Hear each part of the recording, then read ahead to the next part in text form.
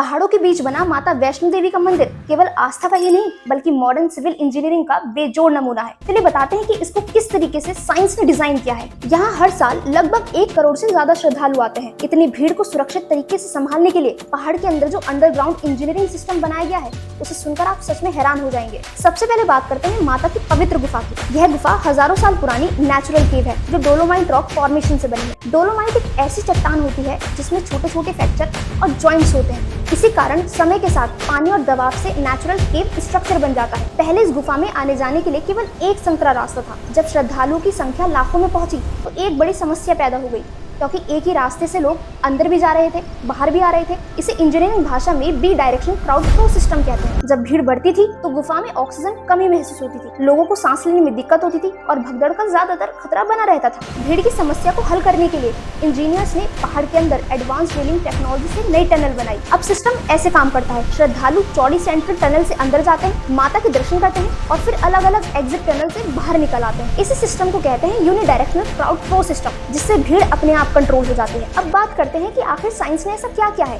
कि पहाड़ से इतने बड़े बड़े पत्थरों को रोका जा सकता है गिरने से। मंदिर जिस पहाड़ पर बना है वह त्रिकुटा माउंटेन्स का हिस्सा है। यह इलाका लैंडस्लाइड जोन में आता है, इसलिए पहाड़ को मजबूत बनाने के लिए इंजीनियर्स ने रॉक एंकरिंग टेक्नोलॉजी का इस्तेमाल किया। इससे पहाड़ में 8 मीटर गहरे स्टील रॉक एंकर डाले जाते हैं। ये एंकर चट्टानों को कसकर पकड़ लेते हैं, यानी आसान भाषा में कहें तो जैसे किसी दीवार को लोहे की बड़ी कीलों से बांध दिया गया हो।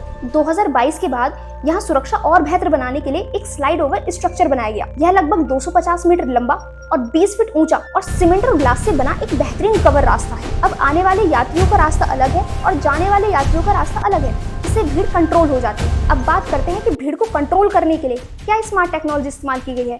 यहाँ आने वाले हर यात्री को RFID बेस्ड ट्रैकिंग सिस्टम से जोड़ा जाता है। इसका मतलब हर व्यक्ति के पास अपना यात्रा पंजीकरण कार्ड होता है, जिसके जरिए कंट्रोल रूम को ये पता लगता है कि किस जगह पर कितने लोग हैं, किस रास्ते पर कितनी भीड़ बढ़ रही है। अगर ऊपर की भीड़ 50,000 से ज्यादा होने लगती है तो नीचे अर्धकुंवारी क्षेत्र में यात्रियों को अपने आप रोक दिया जाता है।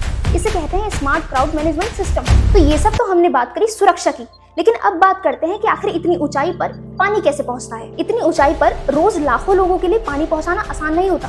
इसके लिए यहाँ लगाया गया है multi stage high pressure pumping system. ये सिस्टम नीचे से ऊपर तक स्टेप बाय स्टेप पानी पंप करता है और रोज लगभग 3 लाख गैलन पानी भवन तक पहुंचाया जाता है। यानी पानी की समस्या आमतौर पर लोगों को नहीं होती।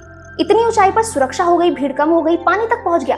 लेकिन अब बात करते हैं कि इंसानों की जरूरत की चीजें, सामग्री इतनी ऊंचाई पर पहुंचती कैसे है। पहले भवन तक चीजें और सामग्री पहुंचाने के लिए खच्चर और घोड़ों का इस्तेमाल किया जाता था, लेकिन अब यहाँ एक मटेरियल रोवे लॉजिस्टिक सिस्टम लगाया गया है। यह सिस्टम हर घंटे लगभग 5000 किलो चीजें और सामग्री ऊपर से नीचे और नीचे से ऊपर भेज सकता है, जिससे इतनी ऊंचाई पर जीवन यापन आसानी से किया जा सकता है। अब बात करते हैं कि भैरव बाबा मंदिर तक पहुंचने के लिए साइंस ने क्या दिमाग लगाया है। भक्तों को भैरव टेम्पल तक पहुंचाने के लिए यहाँ एक खास पैसेंजर रोवे सिस्टम लगाया गया है। जहाँ पहले 1 घंटे की चढ़ाई होती थी, वहीं इस सफर को अब 3 मिनट में पूरा किया जा सकता है। मतलब लोगों के लिए ये चढ़ाई साइंस ने हाथी से चींटी बराबर कर दी। यहाँ पर गंदे पानी को साफ करने के लिए एक टेक्नोलॉजी लगाई गई है। यहाँ एक खास MBBR यानी moving bed biofilm reactor plant लगाया गया है। इसमें छोटे छोटे प्लास्टिक कैरियर्स होते हैं जिन पर माइक्रो ऑर्गेनिज्म यानी बैक्टीरिया रहते हैं। ये बैक्टीरिया गंदे पानी को साफ करते हैं और उसे फिर से साफ करके उपयोग करने लायक बना देते हैं। इस पानी को फिर सफाई में, रास्तों की धुलाई में और अन्य कामों में इस्तेमाल किया जाता है। यानी जो लोग सोचते हैं कि भक्ति और साइंस अलग है,